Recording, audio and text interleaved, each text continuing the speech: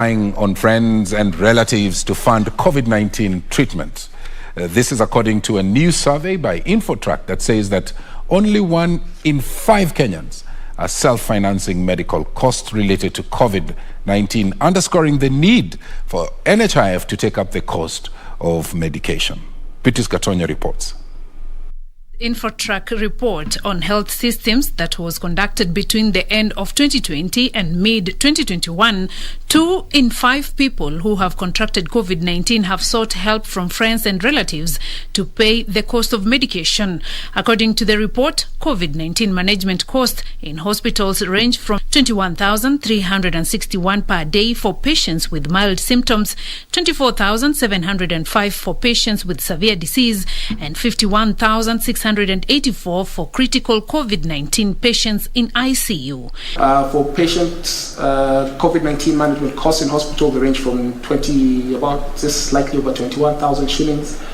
For asymptomatic patients, slightly over 21,000 shillings per day for patients with mild symptoms, and 24,000 for patients with severe disease, and 51,000, slightly over 51,000 for critical COVID patients in ICU. Kenyans, according to the report, say the pandemic has greatly affected the cost of healthcare, making it too expensive and beyond reach of many. The question of funding the cost of healthcare in this country. Already we do know that even before COVID,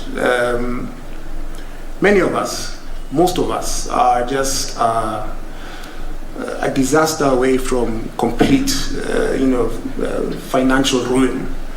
If somebody close to you, God forbid, gets ill, then it is likely that the cost of treatment, the cost of medication will leave you destitute. The survey further indicates that even with the ongoing COVID-19 pandemic, the public health disease burden is very much on pre-existing and chronic health conditions, with 26% of treatment sought, followed by malaria at 19% and respiratory illnesses at 19%. According to the report, 71% of Kenyans visited public health facilities in search of medical attention between the end of 2020 and mid-2021. So I guess what this tells us is that we should be pushing the vaccine agenda very, very, very, very, very hard to ensure that we do achieve some level of herd immunity, and the Kenyans are then able to avoid these astronomical costs that we see here. Elsewhere, Kiambu Majority Leader Gideon Gashara says Kenyans should not be branded apathetical from shying away from COVID-19 vaccines. Speaking in Deya Health Center when he was launching the vaccination Mashinani process, Gashara urged locals to heed the vaccine call for their own safety. And also we have also continuously educated our people on the importance of receiving this vaccination. And the more we educate them, the more we give them information, they are responding positively.